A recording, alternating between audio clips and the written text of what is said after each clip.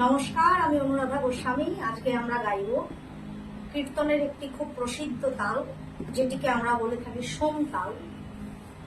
এটি 28 মাত্রা, 8-8-4-8 বিভাগ। আমি আগে হাত ছেড়ে মাত্রাটা দেখাচ্ছি, তারপর গানটি গাইছি। 1, 2, 3, 4, 5, 6, 7, 8, 9, 10, 11, 12, 13, 14, 15, 16, 17, 18, 19, 20, 21, 22, 23, 24, 25, 26, 27, 28, 1। একটা কথা বলে রাখি, অনেকে হাতের মাত্রা চালেন 1, 2, 3 এভাবে হাতের মাত্রা চালাটা আমার মনে হয় উচিত নয়। আমার বড় মার কাছে আমি যতটুকু শুনেছি যে সন্তানের হাত ওঠে কান বরাবর, এর থেকে উপরে হাত ওঠে না। এবং আমরা যখন মাত্রা চালবো হাতের, অবশ্যই খেয়াল রাখবো, দরকার হলে আয়নার সামনে প্র্যাকটিস করব, সেটাও দেখতে যাতে সৌন্দর্য লাগে এবং অপর যে মানুষটি দেখবেন তার যেন কোনো বিকৃতি পরায়ণ আমাকে দেখে মনে না হয়। তাই হাতের মাত্রা চালাটাও একটা সৌন্দর্যের মধ্যে থাকা উচিত। আমাদের সন্তান মূলত 25 থেকে ধরা হয়, তাই আমরা গানটা গেয়ে শোনাচ্ছি।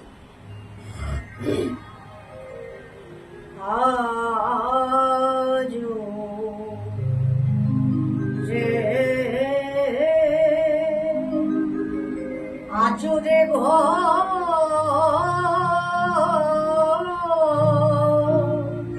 রাম